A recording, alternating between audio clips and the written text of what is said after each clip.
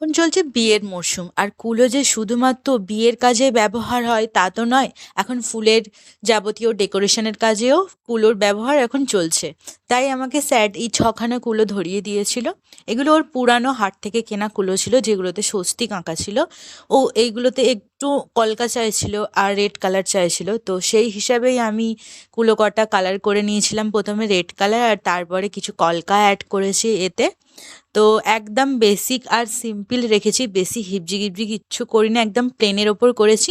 Total 6টা কুলো দিয়েছিল, 3টে কুলো সেম ডিজাইন করেছি আর 3টে কুলো অন্য ডিজাইন করব, সেটা তোমাদের সাথে নেক্সট কোনো পার্টে শেয়ার করব। এখন আমি মাঝখানে স্বস্তিক চিহ্নটা এঁকে নিচ্ছি।